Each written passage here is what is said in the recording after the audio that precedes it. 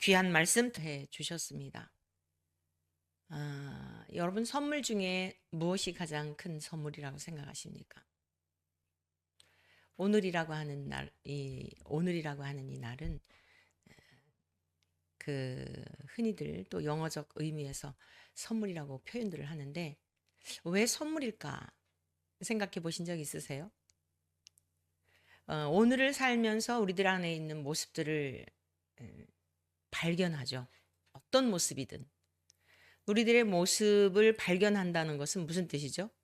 이전에 없었던 모습이 있었다는 거, 생겨졌다는 게 아니죠.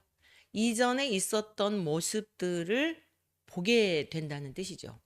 네, 우리 안에 다 있는 거예요. 우리 안에 있는 것으로 사실 우리는 살아가고 있는 것입니다. 그것이 사람들에게 칭찬받을 만한 좋은 일이든 또 그러니까 좋은 열매를 맺는 것이든 그렇지 않은 것이든 우리 안에 있는 것들을 통해서 우리는 하루를 살아가는 거죠. 그런데 그 중에서도 가장 큰 하나님 앞에서의 감사할 오늘이라고 하는 이 날을 살면서 감사한 이유, 감사한 조건이 있다고 한다면 무엇일까? 잠시 생각해 보았는데요. 우리의 그 궁극적인 목적지는 주님의 나라이잖아요. 주님 나라에 도착하여서 우리가 세상에서 경험하는 여러 가지 일들 어떻습니까? 지나온 날들 또 한 주간이 시작되었는데 어제 한 주간이 시작된 이후로 여러분의 삶은 어떻습니까? 우리 안에 여러 가지들이 발견이 되는 거예요. 슬픔의 순간, 기쁨의 순간, 감격의 순간, 감사할 일들.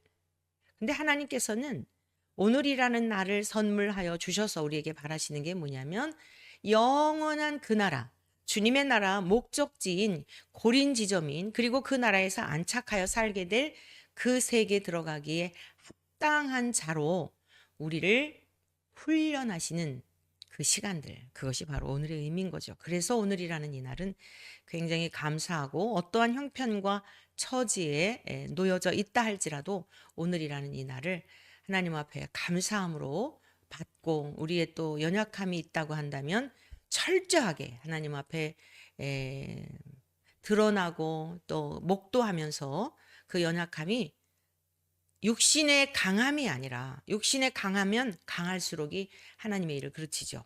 영적인 강함, 악한 원수마귀와의 싸움에서 능히 승리할 수 있는 이런 영적인 강함으로 훈련되어지는 그런 오늘이 되었으면 좋겠습니다. 네, 이 시간에는 지난 시간에 이어서 실족하지 않는 자의 복 두 번째 시간으로 연결하여 말씀을 배우도록 하겠습니다.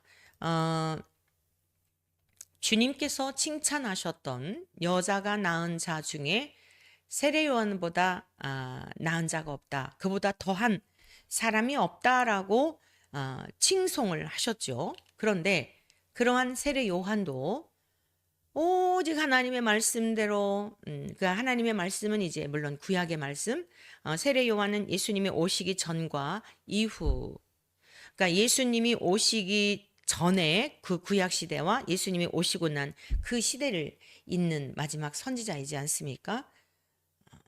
그런데 어떠했겠어요? 예수님이 오시기 전에 그 시대적 상황을 보게 되면 영적으로나 도덕적으로나 정치적으로나 도저히 소망이 없는 그러한 시대였거든요. 그래서 말라기 선지자를 보내시고 하나님께서 400년 동안을 침묵하세요. 여러분 침묵할 때는 왜 침묵을 하죠? 더 이상 언어가 소통이 되지 않을 때 하나님께서 이스라엘 백성들을 통하여 선지자들을 보내시어서 그렇게 내게로 돌아와라. 내가 너희들에게 원하는 건 이런 재물이 아니야. 너희들이 나에게 예배한다고 드리는 재물들 어떠한 것인지 너희들이 알지. 거기 말라기에 보면은 곰팡이 나는 떡. 야, 하다못해 세상의 총독에게 좀 잘 보여달라고 뇌물로 갖다 바칠 그런 재물인데 눈먼 것, 저는 것 그런 짐승을 갖다 바칠 수 있겠느냐? 그런데 하나님께 드리는 재물들이 그러했다는 거예요. 병든 것, 사람이 먹을 수 없는 것. 왜죠? 하나님을 향한 경외심이 없기 때문이에요. 홀대하는 거죠. 아주 하나님을 업수히 여기는 행동들이죠. 자, 그것이 이스라엘 백성들이 하나님께 향한 태도였었던 겁니다. 그런데도 선지자를 보내시고, 야, 내게로 돌아와. 진심으로 돌아와. 내가 너희들을 향하여 무엇을 원하는지 한 가지예요. 나를 알기를 원한다. 호세아 선지자를 통해 밝히셨죠. 내 백성이 지식이 없으므로 망하는도다. 하나님의 진심이 무언지를 모르는 거예요. 그러니까 많은 말로 변명들을 합니다.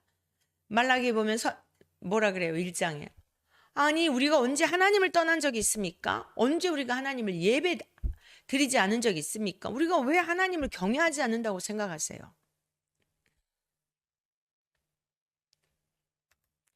그래서 하나님이 이렇게 말씀하시고 저렇게 말씀하시고, 왜요? 진심을 알리시려고. 그런데도 안 들어요. 자꾸 변명해요. 그래, 하나님이 뭐라고 말씀하세요? 알았다. 너희들 마음대로 살아봐. 400년 동안을 침묵하셨다가 그 마지막 보내신 선지자가 세례 요한이었단 말이에요. 그러니 그 참담한 상황을 보면서 얼마나 태중에서부터 성령의 충만함을 입고 예수님을 알아봤던 선지자가 세상에 나와서 얼마나 하나님 마음 기쁘시게 해드리려고 살았겠냐고요. 제사장들의 타락, 백성들의 타락, 지도자들의 타락, 뭐 아주 총체적으로 타락한 그 시대에 하나님을 업신여기고 하나님 앞에 불신하고 불순종하고 하나님이 한 말씀 하시면 10마디 100마디로 되어드는 그 백성들을 향한 모습을 다 보았잖아요. 그러니까 세례 요한은 야, 저렇게 살면 안 되겠다 그랬죠. 그래서 에세네파라고 하는 열심으로 하나님의 말씀을 준수하며 율법을 지키면서 우리는 먹는 거, 야, 너희들 보니까 너무 사치스러워.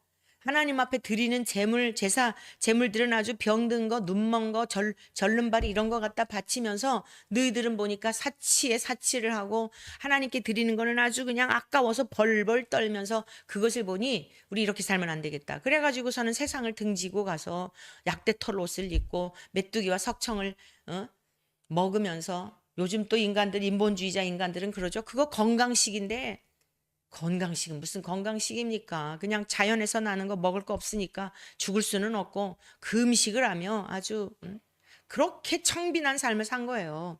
오직 하나님만을 열망하며 너희들처럼 우리는 그렇게 안 살아. 율법 잘 지키면서 살 거야. 이러면서 하나님이 약속하신 소망이 무엇이었어요? 메시아를 기다리는 거였죠. 하나님이 약속하신 그 메시아가 오게 되면 이 모든 인간들, 이 불법한 인간들 다 쳐부수고 특히 그 로마의 황제, 교만이 하늘을 찌르는 이 로마의 황제를 다 쳐부수고 그리고 우리는 이제 자유를 얻게 되고 막 이런 기대감이 잔뜩 있었던 거예요.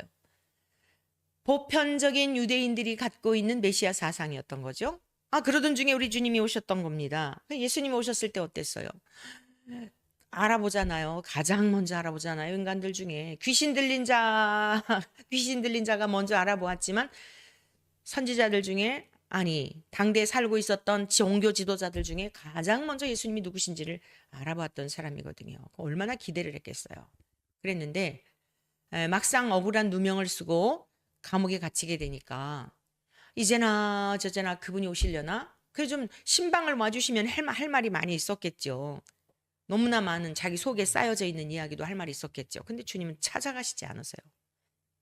여러분, 주님은 어떨 때 우리에게 이렇게 철저하게 고립되게 사방으로 나를 도울 자가 없고 내 말에 귀를 기울이는 자가 없다고 생각할 정도로 철저하게 고립되게 만드십니다. 여러분, 이러한 시간에 감사하시기를 바라요. 그러한 반드시 시간을 통과해야 하나님과 나와 관계성 속에서 하나님의 뜻을 깨닫게 되고 나의 진짜의 모습을 보게 되는 거예요. 그게 거듭남이에요. 우리의 혼적인 신앙을 거듭난 신앙으로 착각을 하는데 혼적인 신앙인들의 특징은 뭐냐면요. 너무나 많은 말로 변론을 하려고 해요. 거듭난 사람들은 하나님과 직면하여서 나를 봐요. 나를. 내 모습을 바라보면서 야, 이렇게 부패했구나. 이렇게 쓸모없는 인간이구나. 야, 내가 지금 어떻게 지금까지 살아있지? 와, 나의 어떤 이런 패역함, 하나님 앞에서의 패역함. 사람들은 몰라요. 얼마든지 말로 이럴 수 있으니까. 얼마든지 표정 관리할 수 있으니까. 그런데 하나님은 속 사람을 보시거든요. 냄새나고 악취나고 주님께서 조목조목 말씀하셨던 12가지 악한 생각, 결과적으로는 뭘까요? 악한 원수 마귀가 우리에게 그 유전해 준 교만의 쓴뿌리, 하나님과 같아지고자 하는, 내가 옳고 모든 것이 내가 옳은 관점에서 다 해석하는 거예요. 그리고 다른 사람들의 말이 안 들려요. 내가 옳으니까. 우리의 기준은 어디에 있어야 돼요? 성경에 있어야죠. 근데 하나님의 사람들은 날마다 자신을 발견해요. 자신을. 우리가 날마다 실망스럽고 마음이 힘든 게 뭐죠? 아우, 이제 좀 괜찮아진 줄 알았는데, 이제 좀 아버지의 뜻을 아는 줄 알았는데, 아, 주님 좀 닮은 줄 알았는데, 여전히 내 속사람이, 그 죄의 본성이 나타나기 때문에 그런 거예요. 세례 요한이 왜 이렇게 힘들었어요? 말씀을 쳐서 복종하고 율법 앞에 철저하게 그 율법을 지키려고 하고 금식하고 금식을 밥 먹듯이 하고 했는데도 불구하고 섭섭한 생각이 드는 거예요. 어떻게 이렇게 진짜 내가 기다렸던 메시아라면 나를 좀 찾아오셔갖고 위로도 해주셔야 될 텐데. 그래서 지난 시간에 우리가 배웠던 게 뭐죠? 실족하게 되는 이유가 뭐라 그랬어요? 믿음의 방향성이 다를 때 실족하게 되는 거예요. 주님이 오신 목적과 우리가 추구하는 것이 다를 때, 그토록 믿음이 신실하였던 세례 요한도 방향성이 달랐어요. 세상적인 메시아, 유대인들이 지금까지도 그걸 버리지 않고 있는 정치적인 메시아, 이러한 메시아에 대한 기대감이 있었기 때문에 영구한 그 나라를 주시게 오신 주님이 이해가 안 됐던 거예요. 두 번째, 왜 실족하게 된다고 말씀을 배웠죠? 이 세상을 사랑하게 될 때. 이 세상을 사랑하게 될 때 실족하게 되는 거예요. 뭔가 폼나야 되고, 뭔가 그럴싸해 보여야 되고, 무엇인가 다른 사람들 앞에 봐, 나는 이런 정도야. 근데 그거는요, 하나님이 평가해 주시는 거예요. 철저하게 세상으로부터는 대부분 믿음의 선진들 보십시오. 세상에서 폼나게 산 사람이 누가 있는지. 여러분 대형 목회하면서 칭찬받은 그런 성경에 그런 분들이 어디 있어요?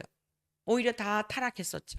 세례 요한 그 몇 명 그 소수 인원 가지고 목회한 거예요. 요한의 제자들이 있었잖아요. 예수님의 제자 중에 안드레와 요한이 요한의 제자였다가 요한이 예수님께로 안내를 하죠. 정말 요한 대단한 분이에요. 나를 따르기를 바라는데 우리 주님께로 안내를 하죠. 그런 중에도 요한에게 계속 있었던 그런 에세나파 제자들이 있었던 겁니다. 세상을 사랑하게 될 때 실망하게 되는 거예요. 자존심 상했다면 못 견디는 거예요. 우리는 끊임없이 우리의 자존심 십자가에 못 박아야 합니다. 세 번째, 왜 실족하게 된다 그랬죠? 재물과 주님을 겸하여 섬길 수 없다. 자, 이것이 이제 지난 시간에 배웠던 내용이에요. 그러면 문제는 우리가 이게 다 우리 안에 있는 겁니다. 아니, 세례 요한조차도 그러했는데 예수님에 대한 기대하였던 것과 방향성이 달라서 실망해가지고 제자들을 보내요. 우리가 지금 오실 그분을 기다리고 있는 게 맞아요? 그분이 맞습니까? 다른 사람 기다려야 되는 겁니까? 라고 할 때 마음이 얼마나 어려웠으면 자기의 제자들을 예수님께 보내서 질문 좀 해다오. 그리고 나한테 와서 얘기해다오. 이랬겠냐고요. 세례 요한도 그러했다고 할 텐데 우리는 오죽합니까? 요한은 실족하지 않았어요. 끝까지 승리했죠.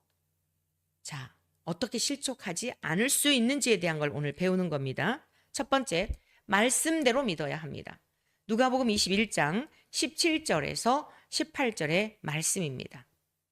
자, 말씀대로 믿어야 해요. 주님께서 이 세상에서 우리가 대우받는 것에 대한 걸 말씀해 주셨어요. 또 너희가 내 이름으로 말미암아 모든 사람에게 미움을 받을 것이나 너희 머리털 하나도 상하지 아니하리라. 보세요. 세례 요한이 감옥에 갇힌 이유가 무엇이었죠? 하나님의 말씀대로 살았기 때문에 감옥에 갇힌 거예요. 불법한 일들, 불의한 일들, 정치가를 향해서든 나중에는 이제 헤롯에게 목배임을 당하잖아요. 그러니까 지금 이 감옥에 갇혀 있었던 것은 그 이전에 사건이 있었던 거고, 그 이전의 사건이 뭐예요? 회개의 복음을 전한 거잖아요. 특히 정치 지도자들, 권력자들을 향하여, 힘 있는 자들을 향하여, 부자들을 향하여, 군인들을 향하여, 세리들을 향하여. 그러니까 막 군인들이, 세리들이 와가지고 우리가 어떻게 해야 되죠? 그랬더니 정한 세배는 받지 마라. 군인들도 그 군인의 지위를 이용해가지고 당시 로마의 그 속국하에 있었을 때에 군인이었으면은 뭐 많은 대우를 받았겠죠. 또 힘 있잖아요. 황제의 힘을 얻고. 그러니까 정한 늑봉 외에, 정한 월급 외에는 그 힘을 빌어가지고, 권력의 힘을 빌어가지고 착취하지 마라. 이런 말씀 전했잖아요. 막 다 듣기 싫은 거예요. 누가 좋아하겠어요, 세례 요한을. 잘못됐어. 그거 하나님의 말씀대로 사는 게 아니야. 바른 길로 돌아와야 돼. 세리는 정한 세 외에는 받지 마라. 4배, 5배씩 착취하는 게 말이 되냐? 그 막 책망을 하니까 모두에게 밑배이는 겁니다. 여러분 착각하지 마세요. 우리가 세상 사람으로 하여금 미움받는 이유는 하나님의 말씀대로 살 때인 것을 기억하세요. 윤리나 도덕적인 죄 때문에 돈을 탐하고 돈을 막 많이 뭐하고 모아서 쌓아서 이런 거 아니에요. 그건 회개해야 되는 거예요. 미움받은 이유가 주님이 명확하게 말씀해 주셨어요. 내 이름으로 말미암아. 그러면 예수 이름이 뭐죠? 예수 이름의 뜻이 무엇입니까? 자기 백성을, 하나님의 백성을 찾아오셨잖아요. 위임하셔가지고 자기 백성을 그들의 죄에서 구원할 자라는 뜻이에요. 예수님의 이름의 뜻이. 그러면 나가서 우리가 전해야 될 복음이 뭐예요? 전부 인간들 속에 있는 죄에 대한 것들을 지적할 수밖에 없는 거예요. 근데 윤리나 도덕적인 죄를 지적하는 게 아니에요. 이러한 말씀을 가지고 사람들이 이단이나 사이비 집단이나 뭐 정통적인 교회라고 하면서도 미혹하는 죄 회개하라 이런 내용을 하면서도 여러분 분별하시기를 바라는데 어떻게 이거를 악용을 하냐면 헌금을 많이 하지 않은 거, 봉사 많이 하지 않은 거, 새벽 기도 드리지 않은 거, 주일 예배 빠진 거, 윤리적이고 도덕적인 죄를 가지고 죄가 아니죠. 연약함을 가지고 회개하라 그래요. 그래서 겁박을 하는 거예요. 교회 가둬두려 그러는 거죠. 제가 20세 때 주님을 만났다고 그랬잖아요. 그건 인격적으로 만난 것이고 그 이전에도 제가 이제 부모님을 떠나서 서울에 고등학교 졸업하고 중학교 졸업하고 1년 동안은 시골에 있었는데 보채다 서울에 올라왔죠. 그래서 이제 학교가 좀 늦어졌어요. 서울에 올라오니까 얼마나 외로웠겠어요. 시골에서 엄마 품에 아버지 품에 있다가 엄부시아에 살았죠. 어디 부모님의 뭐 말씀하시는데 말대꾸한 건 상상도 못해요. 우리 부모님한테 그 교육받았던 거는. 근데 많이 억압되어 있었죠. 하고 싶은 말이 여기까지 찼는데도 한마디만 하면은 이제 뭐 야단 맞는 정도가 아니죠. 어디 부모님한테. 그러니까 늘 억압되어 있었어요. 할 말이 많은데 이게 긴장되어 있고. 이제 이러한 부분들 해소되는 것이 굉장히 오랜 시간이 걸리더라고요. 이제 좋은 스승들 이제 선생님들 만나면서 마지막 제가 이제 공부하고 할 때 50세 때까지 제가 이제 공부를 했는데 다양한 분들을 만나면서 제 속에 있는 것들을 마음껏 표현하게 하는 이런 훈련들을 하다 보니까 자연스럽게 굉장히 오랜 시간이 걸린 거예요. 그런데 저는 정말 감사하게 생각하는 게 뭐냐면 그 엄격한 율법적 교육을 받은 거죠. 진리 안에서 자유롭게 교육을 받은 게 아니라 그래서 저는 자녀들을 교육할 때 진리 안에서 자유롭게 사실은 마음껏 표현을 하고 마음껏 하도록 이런 교육 방법을 선택하였는데 이걸 좀 병행할 필요가 있겠다라고 하는 생각을 해요. 여러분들이 자녀 교육에 있는 분들이라고 한다면. 그러나 너무 엄하게 하는 건 내 생각대로 엄하게 하는 거는 이게 탈선할 수가 있어요. 말씀의 기준에서. 참 조화롭게 하는 게 쉽지가 않죠. 어찌되었건 저는 어린 시절도 너무 감사하게 생각하는 게 뭐냐면 그 율법적 신앙이 바탕이 되는 거 필요해요. 오늘날 이 시대 방자한 게 뭐죠? 율법적 신앙을 배제하면 안 됩니다. 주께서 뭐라고 말씀하셨죠? 내가 율법이나 선지자를 폐하러 온 줄로 생각하지 마라. 폐하러 온 것이 아니라 완전하게 하려 왔다고 말씀하셨잖아요. 폐하러 오신 분 아니에요. 오히려 완성하셨어요. 우리 하나님 아버지 앞에 어떠하셨죠? 율법적 신앙을 어떻게 이루셨죠? 죽기까지 순종하신 거예요. 예수님이 할 말이 없으셨을까요? 돌아가실 때까지 일체 하나님 앞에 변론하신 적이 없어요. 마지막 십자가에서 뭐라 그러셨죠? 기도하실 땐 무슨 말씀하셨죠? 아버지요, 이 잔이 할 수만 있으면 내게서 이게 내가 마시지 않으면 안 될까요? 이 말씀하신 거예요. 그 다음에 십자가에서 뭐라고 기도하셨죠? 엘리 엘리 라마 사박다리.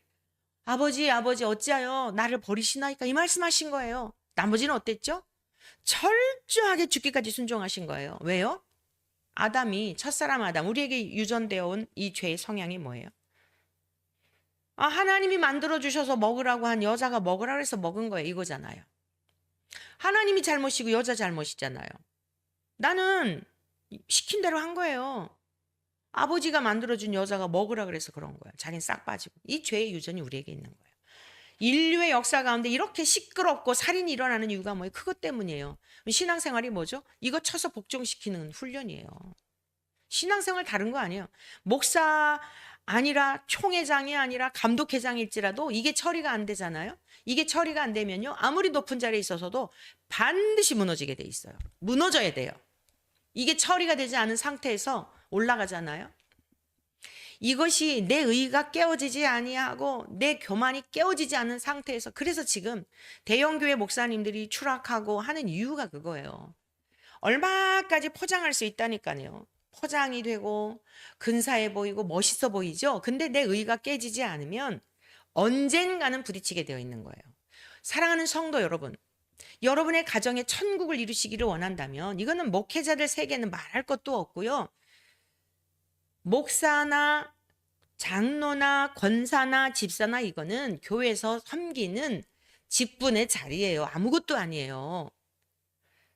목사로서 가장 수혜가 뭘까 생각해 봤어요. 여러분들에게 가르치는 것 같지만 가장 수혜를 보는 사람이 저 자신이에요. 왜요? 여러분을 가르치다가 보니까 말씀을 들여다보게 되잖아요. 말씀을 들여다보니까 먼저 저를 보게 되잖아요. 내 속에 아직 이게 있구나. 그래서 사실 이렇게 저렇게 주님만을 갈망하면서 뭐 누가 무시하고 멸시하고 교회 사이즈가 작다 어떻다 그렇지만 첫 번째는 하나님이 이렇게 이끌어 오신 거고요. 두 번째는 되지 못하고 된 줄로 생각하면 큰일 나겠구나. 어쩔 수 없어서 거리에 나가서 뭐 말씀을 외치고 주님이 주시는 감동이 있어서 가서 하지만 또 얼른 또 뒤로 빠지고 얼른 또 하는 이유가 뭐냐면 유명해질수록 많은 사람들이 알아봐 줄수록 착각할 수 있겠구나. 그래서 주님을 갈망하고 주님만을 바라보는 이 원천교회에서 다음 주엔 32주년인데 이러고 온 거예요. 근데 왜 미움을 받아요? 본질에 대한 거 얘기하니까 예수님의 이름 때문에 미움받는다고 한 거라니까요. 다른 것 때문이 아니에요. 우리의 죄에 대한 것들을 드러내고 성향들에 대하여 보게 되고 하니까 괴로운 거예요. 날마다 괴로운 거예요. 어떤 관계 속에서도 항상 자신을 보게 하시는 거예요. 항상 여러분이 진짜 하나님의 사람인지 그리스도와 상관없는 사람인지의 증거는 뭐냐면 우리가 여러분의 가족 관계에 있어서도 직장에서도 교회 안에서도 서로 갈등할 수 있습니다. 결론은 뭐냐면 항상 결론은 하나님과 나와의 관계성 속에서 아직도 내 모습이 이게 있구나. 그러면서 깨갱하는 거예요. 누구 앞에 깨갱해요? 주님 앞에. 근데 무슨 유명해지기를 바라겠어요? 많은 사람들에게 칭찬받기를 바라겠어요? 만나면 만날수록이 문제가 자꾸 드러나는데 죽은 줄 알았는데 아직도 살아있는 쓴뿌리가 올라오는데 뭘 그렇게 세상에 뭐가 좋다고 그러겠어요? 정말 하나님의 은혜가 놀라워요. 오늘 우리가 예수님을 믿으면서 끝까지 천국이 목적이지 이 세상에서 출세가 목적이 아니에요. 여러분의 자녀들이 유명한 사람이 되는 거 목적 아니에요. 유명한 사람이 되었다가 지옥 불무새 가면 어떡합니까? 그거 아니에요. 방향성을 그렇게 잡으시면 안 돼요. 예수님의 이름 때문에 딱 기준을 정해주신 거예요. 예수님의 이름 때문에. 그 이름의 뜻이 뭐라고요? 그가 자기 백성을 그들의 죄에서 구원할 자입니다. 여기 핵심적인 키워드가 뭘까요? 죄 때문에 예수님이 오신 거예요. 죄 때문에. 그런데 지금 사회적으로 무리를 일으키고 차별금지법 통과해야 한다라고 하는 이 가짜 목사들 미혹하는 게 뭐죠? 그 죄에 대한 이야기를 싹 빼놓는 거예요. 그러니까 세상 사람들이 열광하는 거예요. 언론이 막 신문 내주고. 그러니까 진짜처럼 보이는 거예요. 그러니까 그거 잘못됐다고 얘기하니까 뭐라 그래요? 교만하다 그래요. 바리새인이라 그래요. 네 의가 충만하다 그래요. 당연하죠. 미움받는다고 말씀하셨는데. 그래서 미움받는 거예요. 죄에 대한 이야기 안 하면 미움받을 일이 없어요. 칭찬받는다니까요. 신문에 난다니까요. 이동환이 요즘 아주 그냥 MBC에서 지난 그 6월 1일 키워 축제 그 이후 축제가 아니죠. 집회죠. 거기에 가서 또 뭐 한 귀퉁이에서 뭘 하고 지나가는 동성애자들 축복해주고 어쩌고 하니까는 또 신문에 나와서 MBC에서 인터뷰하고. 여러분, 제가 이 진리의 말씀을 하는데 MBC에서 좀 무슨 저한테 인터뷰하자 할까요? 그 재판하는 과정에서 심지어 CBS라든가 와가지고요 그냥 큰 카메라 들이대고서는 CBS도 그래요. 이동환만 찍어요. 제가 대놓고 그랬죠. CBS 뭐 하는 방송이냐? 기독교 방송 맞냐? 이거 완전히 반기독교적인 방송. 여기 와서 이동환이 걸 찍을 게 아니라 성경적인 가르침이 뭔가에 대한 걸 얘기하는 거 찍어야 되느냐? 한마디도 안 나와요. 가짜들이 이렇게 판을 쳐요. 사람들은 누구 편이죠? 자꾸 세뇌시키니까. 그래 맞아. 이 동성애 그 사람들 취향인데 그거 가서 축복해줬다고 뭘 그걸 출교를 시켜. 여러분 동성애자 축복했다고 출교시킨 게 아니에요. 진리를 거스르는 일이기 때문에 감리교단에서 축출한 거예요. 자꾸만 많은 영혼을 미혹하니까. 이동환이가 출교당한 이유는 진리를 거스르고 있기 때문이에요. 성경을 왜곡하고 있기 때문에 나도 못 들어가고 남도 못 들어가는 그러한 지도자를 계속 놔둬야 되겠어요. 그리고 감리교회 그걸 그렇게 다 법을 바꾸면서까지 다 지금 또 뭐 목사들 은퇴 앞두고 있는 목사들 가가지고 그 사람들이 또 그랬더라고요. 뭐 씨를 뿌리면서 뭘 뿌려가면서. 세례 요한이 감옥에 갇힌 이유가 분명해요. 인기를 누리려고 했으면 감옥에 갇힐 이유가 없었다고요. 세례 요한이. 세금을 족한 줄로 알고 받을 만큼만 받아. 몇 배씩 하지 말고. 군인들도 그래. 부자들 슬퍼해라. 나중에 그 사치 부린 것 때문에 하나님 앞에 심판받을 때가 올 거야. 이러니까 누구한테 칭찬받습니까? 성경대로 율법에 가르치는 대로 믿었기 때문에 감옥에 갇혔다. 두 번째, 주님이 분명히 말씀해 주셨고 우리가 실족하지 않으려면 말씀을 붙들어야 돼요. 사람 붙들면 실족할 수밖에 없어요. 아무도 붙들 사람 없어요.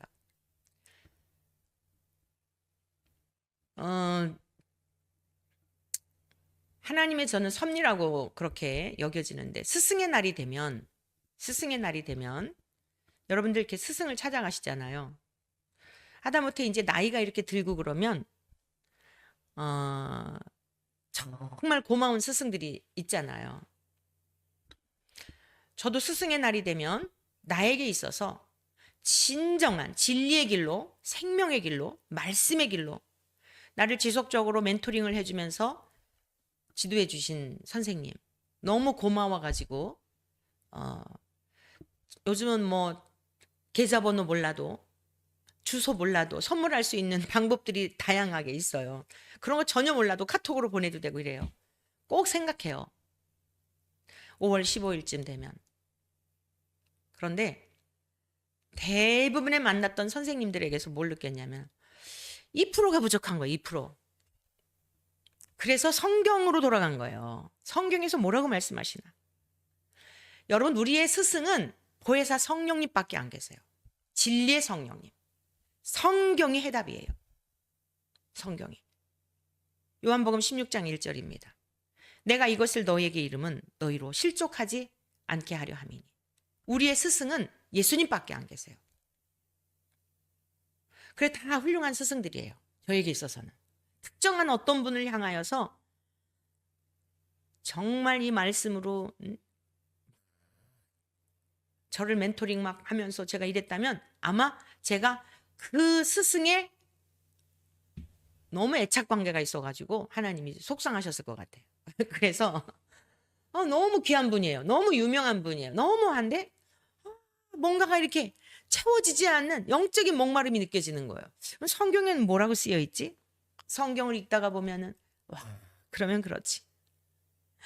꿀송이처럼 하나님의 말씀이 달게 느껴지면서 2% 부족했던 부분에 대한 게 그래서 제가 아까 말씀드렸잖아요. 죄에 대한 거. 윤리나 도덕적인 설교들을 하는 거예요. 결국에는 시원하게 하는 게 무엇이냐면 성경이었다고요. 우리 내면에 있는 것을 막 철저하게 막 뒤집어 보게 하는데 최근에 우리 집사님이 그런 말씀 양육 시간에 그런 고백을 하시더라고요. 목사님 설교를 듣다가 보면 막 속을 다 후벼 판다는 거예요. 너무 힘들었대요. 막 우울감이 오기도 하고. 나 나름대로 이 정도 믿으면 괜찮은 것 같은데 막 목사님은 막 속에 있는 것까지 다. 근데 나중에 알고 보니까 아, 그동안 들어왔던 메시지들이 죄에 대한 메시지들이 굉장히 피상적이었다는 거죠. 겉돌았다는 거예요. 뭘 회개하라는 거지?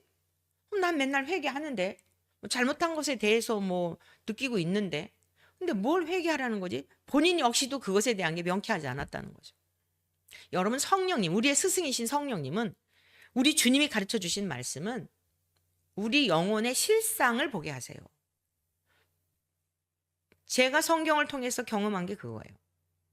2%가 부족했다는 게 뭐냐면 영혼의 실상을 보게 하지 못했다는 거예요. 뭐가 이 정도만 믿어도 잘하는 거고 아니 뭐 그 또 실수도 있지. 그것도 회개했는데 아니 내가 뭐 그 실수할 때도 뭐 하고 싶어서 했나? 어쩔 수 없이 환경이 그랬는데 근데 만족스럽지 않죠. 성경을 보면 그럴 수밖에 없었던 의도, 뼛속 깊이 있는 죄의 성향, 환경이어서가 아니었구나.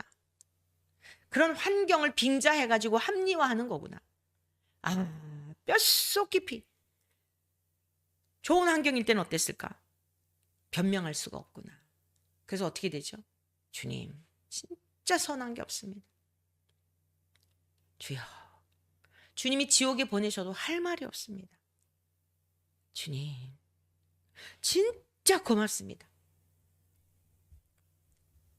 제가 최근에 깨달아지는 은혜 중에 하나가 무엇이었냐면요. 지금 뭐 80억 인구가 이제 지구촌에 살고 있다 그러잖아요. 다 자기가 의롭다고 얘기해요. 모두 다. 그럼 앞서간 인간들은 안 그랬을까요? 성경에 나오는 인간들은 안 그랬을까요? 모세를 한번 보실래요? 40년 동안 특별한 하나님의 그 택하심을 입고 궁궐에서 호의호식하며 왕자로 자랐잖아요. 바로의 공주의 아들. 여러분이 성경 읽을 때에 뭐야? 바로의 공주의 아들. 어떻게 바로의 공주의 아들을 그 바로의 목전에서 살지? 당시에 바로의 그 왕비들이 한두 명이 아니었겠죠. 그 성경은 중요한 것만 기록하고 있으니까. 수많은 공주들이 있었을 거 아니에요. 아니, 우리가 잘 아는 솔로몬, 여자가 1000명이었잖아요. 여자가 1000명이었는데 이름 다 기억할 수 있을까요? 그 1000명에게서 난 공주들, 왕자들 다 기억할 수 있을까요? 그러니까 바로의 공주의 아들로 자랐는데 그 어떤 많은 공주 중 하나의 아들로 그거 키우는 거 바로에는 안중에도 없는 거예요. 그런 일이 있는지도 몰라요. 그런 상황 속에서 40년 동안을 하여간 왕자로서 그냥 공주의 아들이라고 그런 칭함을 받으면서 애지중지 그렇게 길림을 받지 않았겠습니까? 그래서 이제 어떻게 그가 히브리인들 도울 생각을 했겠죠? 했을까요? 했겠죠가 아니고 했을까요? 어머니 요게벳으로부터 동생 그 누나 미리암이 이제 바로가 그 인구 말살 정책을 펴게 되죠. 놀라운 섭리예요. 모세를 죽이기 위해서 2살 아래로 다 죽이게 한 거예요. 바로의 배후에 누가 있어요? 마귀가 있는 거예요. 예수님이 탄생하셨을 때도 2살 아래로 다 죽이게 하잖아요. 유대인의 왕으로 나시니가 어디 계시뇨? 동방의 박사들이 와서 그 얘기를 하니까 뭐야 내가 왕인데 누가 태어났다고? 이러니까 시기와 질투심을 가지고 그 예수님을 죽이려고 하는 것 때문에 2살 아래의 아이들까지도 죽임을 당하는 이러한 대가 지불의 엄청난 역사가 있었던 겁니다. 자, 어찌되었건 그렇게 해서 인구 말살 정책을 했는데 부하와 시브라라고 하는 산파들에게 하나님께서 감동해 주셔갖고 아이들을 다 살려주게 되잖아요. 그래서 이제 막 계속 생육하고 번성하는 이런 역사들이 일어나잖아요. 그때 죽일 뻔 알았지만 부하와 시브라라고 하는 이러한 산파들에 의해 갖고 2살 아래 아이들이 죽임을 당하지 않고 이 이스라엘 여자들은 얼마나 이 여자들이 그냥 이게 저거 한지 죽이기 전에 애들이 다 벌써 아이들이 얼마나 이렇게 강하고 그런지 다 태어나서 이래가지고 피해가죠. 그런데 이제 3개월 동안은 집에서 키웠는데 더 이상 키울 수가 없으니까 잡히면 죽으니까. 그러니까 이제 나일강에 이렇게 동동동동동 갈대 상자에 해가지고 보내잖아요. 그래서 이제 엄마가 애기 어디로 가나 잘 봐라 이러고서 미리암을 보내잖아요. 누나인 미리암이 동생이 이렇게 가는 거 보다가 보니까 이제 공주가 해가지고 2차 저차 해갖고 공주가 그 아이를 건지죠. 보니까 너무 잘생기고 너무 귀한 거예요. 하나님께서 그렇게 보이게 하시는 거예요. 또 실제로 그렇게 만드셨고요. 이 처녀가 어떻게 젖을 먹여요? 제가 유모를 불러올까요? 하니까 그래라 그래가지고 요기벳을 어머니의 젖을 먹으며 젖을 뗄 때까지 계속 교육시킨 거예요. 그래서 유대인들의 그 어머니 교육이 그렇게 세계적으로 유명하고 어머니들을 통해서 결국엔 자녀가 양육이 되는 거죠. 계속 젖을 먹이면서 너는 바로의 공주에 살고 있지만 아들로 살고 있지만 너는 바로의 궁에 살고 있지만 너는 이 애굽인이 아니야. 넌 히브리인이야. 하나님의 아들이야. 너가 여기 있는 이유가 있어. 이러면서 계속 세살교육 여든간 다르잖아요. 세뇌시킨 거예요. 말로, 말씀으로. 그래서 히브리인들은 이 암송을 굉장히 중요하게 여깁니다. 구전으로. 그게 다 잊어버리면 안 되잖아요. 하나님의 말씀을, 율법을. 그러니까 계속 그걸 들려준 거예요. 그래서 40세가 됐을 때 딱 보니까 애굽 사람이 히브리인을 쳐 죽이는 걸 막 그 어려움 당하는 걸 보니까 막 분노가 이른 거예요. 왜요? 어머니로 들었잖아요. 내가 여기 살고 있지만 나는 바로의 왕자가 아니야. 막 계속 나는 바로의 후계자가 될 게 아니야. 자기 스스로 얼마나 마음이 힘들었겠어요. 근데 어느 순간 딱 보니까 하나님의 때가 된 거죠. 이건 아니지 해가지고 그 애굽인을 쳐 죽이잖아요. 또 그 이튿날 보니까 히브리인끼리 싸우잖아요. 얼마나 답답해. 야 니들이 지금 여기서 힘을 합쳐도 그 모자랄 판에 이게 지금 싸울 일이냐 막 이러고 그러잖아요. 그랬더니 고맙게 생각하지 않고 누구를 약자 편을 드니까 나름대로 강자라고 생각했던 히브리인이 대들죠. 어제는 누구 애굽인을 죽이더니 오늘 날 우리를 죽이려냐 이래가지고 도망가잖아요. 바로가 하고 싶은 얘기가 얼마나 많았을까요? 40년 동안 또 광야에서 철저하게 고난의 시간을 보내잖아요. 하나님 앞에 할 말이 너무 많은 거예요. 아니 내가 어머니로부터 들었던 말씀대로 히브리인이 억울한 걸 볼 때 애굽인을 쳐 죽였는데 내가 왜 이게 쫓겨날 일이 되지? 이런 마음 없었을까요? 난 나름대로 정의 편에 서서 했는데 왜 나를 이렇게 또 이렇게 바로가 나를 잡아 죽이려고 그래가지고 내가 이렇게 살인자의 신분이 돼갖고 도망자가 되지? 얼마나 마음에 분노가 있었을까요? 40년 동안 그거를 다 쏟아내게 하시잖아요. 내 속에 있는 거 다 쏟아내고 그 적응이라는 게 놀라워요. 거기서 또 살다 보니까 너무 편안한 거예요. 왕궁에서 살 때 그 막 얼마나 복잡했을까요? 그 권력 다툼에 너무 편안한 거예요. 또 하나님이 또 40년 동안 훈련하시더니 살만하니까 자식 낳고 살만하니까 또 다시 바로에로 가. 하나님 나 진짜 아니에요. 나라 아니라고 봐요. 이러잖아요. 무려 5번인가 아니라고 다른 사람 보내달라 그래요. 하나님이 나중에 막 화를 내시잖아요. 여러분 하나님이 이런 분이세요. 훈련의 시간이었어요. 살만하면 또 나가라 그러시죠. 오늘 우리 주님이 내가 이것을 너에게 이르는 이유가 있다. 너희는 세상을 붙들지 말고 사람도 붙들지 말고 너에게 달콤한 말 해주는 위로해주는 그런 사람 말도 붙들지 말고 남편도 붙들지 말고 부모도 붙들지 말고 자식도 붙들지 말고 말씀을 붙들어라. 내가 너희에게 일러준 말을 붙들어. 너가 박해를 당할 때, 미움을 받을 때, 모욕을 당할 때 무엇 때문에 미움을 당하는지를 생각해봐. 너희가 세상에서 왕따를 당할 때 진리의 말씀을 붙들고 생명의 말씀을 붙들고 그 길을 가느라고 왕따를 당했다면 너는 진짜야. 자식이 버려도 남편이 떠나도 남편에게 버림받아도 아내에게 버림받아도 너는 진짜야. 철저하게 가정을 해체해버렸어도 하나님께서 신명기에 나오죠. 하나님의 사랑하는 백성을 향해 이스라엘 백성을 향해 그거 하신 거예요. 둥지를 다 몰아버리신 거예요. 바벨론에 포로로 갈 때 가정이 다 해체가 된 거예요. 무슨 말씀을. 평안한 가운데 가서 훈련받았나요? 다 해체시켜버리신 거예요. 성도 여러분, 어려움을 당할 때 문제가 있을 때 무엇 때문에 어려움을 당하나를 보셔야 돼요. 진리의 말씀을 붙들고 그 말씀대로 살려고 했는데 어려움을 당한다? 그때는 어떻게 해야 되죠? 산상수훈에서 그게 의를 위한 거예요. 의를 위하여 박해를 받은 자는 복이 있나니 천국이 그들의 것임이라. 심령이 가난한 자는 복이 있나니. 심령이 가난한 게 뭐예요? 철저하게 자기 속에 있는 거 다 드러내고, 맞습니다. 선한 게 없습니다. 아멘입니다. 별 소리를 들어도, 세상 사람들이 나를 뺨을 때리고 뭐 갖다 오물을 던져도 그거 아무것도 아닙니다. 내가 주님의 복음을 전하느라고, 예수님의 생명을 전하느라고 내가 이런 모욕을 당할 때 그거 아무것도 아닙니다. 주님은 십자가에서 죽으셨잖아요. 인간들이 그렇게 변명을 하니까 하나님이요, 그래 맞다, 내가 죄인이다. 알았어, 내가 죄인이야. 근데 내가 신인데 죽을 순 없잖아. 내 아들로 죽여줄게. 여러분, 이게 복음이에요. 알았어. 우리가 얼마나 많은 말로 하나님 앞에, 아니 하나님이 주셔서 만들어준 여자가 먹으라 그래서 그랬다니까요. 집집마다 그러잖아요. 그래서 하나님이 알았어, 맞아, 내가 죄인이야. 내가 죽을게. 그게 예수님의 죽으심이라고요. 저와 여러분들이 그 예수님 믿고 있는 거예요. 근데 뭐가 펄펄 살아서, 응? 사랑하는 성도 여러분, 말씀이 육신이 되셨잖아요.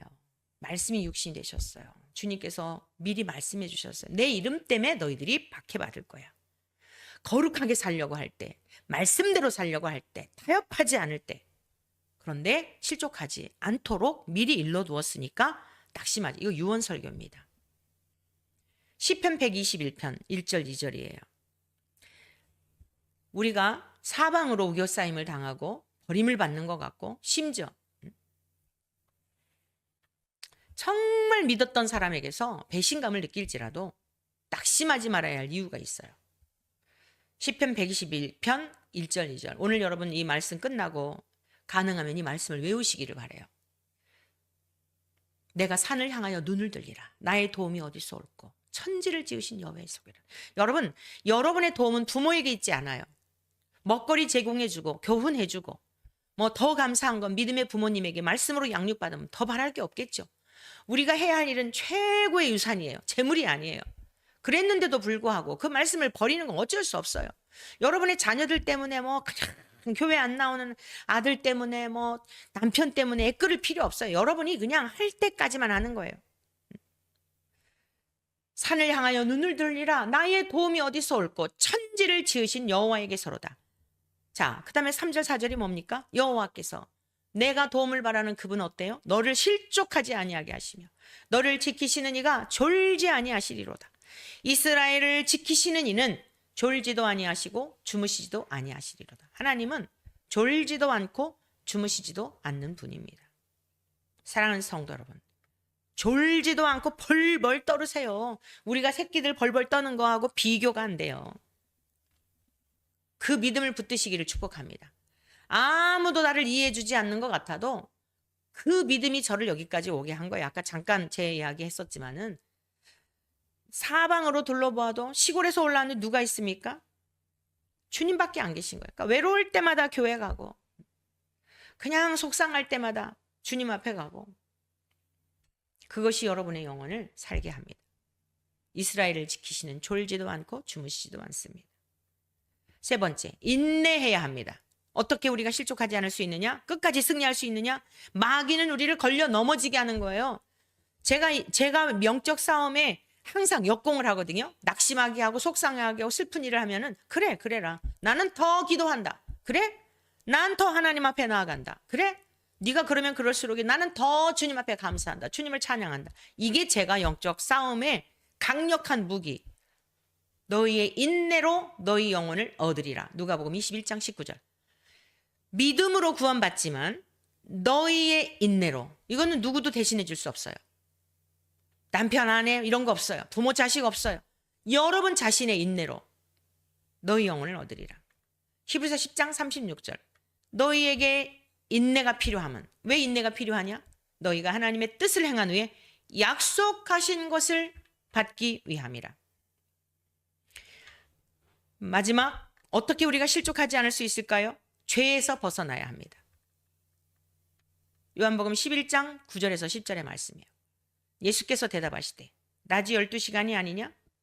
사람이 낮에 다니면 이 세상에 빛을 범으로 실족하지 아니하고 밤에 다니면 빛이 그 사람 안에 없는 거로 실족하느니라. 여러분, 마귀는 우리의 평안을 빼앗아갑니다. 감사하지 못하게 합니다. 대부분 우리의 문제의 근원이 뭐죠? 감사를 잃어버렸기 때문이에요. 감사를 잃어버리면 교만하게 된 거예요. 여러분, 교만한 자는 절대 감사하지 않습니다. 교만한 자는 하나님께 영광 돌리지 않습니다. 밤에 다닐 때 어둠의 권세 잡은 자, 마귀가 주는 생각이 그냥 꽉 둥지를 틀어서 어둠 가운데 다니는 거예요. 그런데 빛이신 주님은 우리에게 뭘 하시죠? 다 보게 하세요.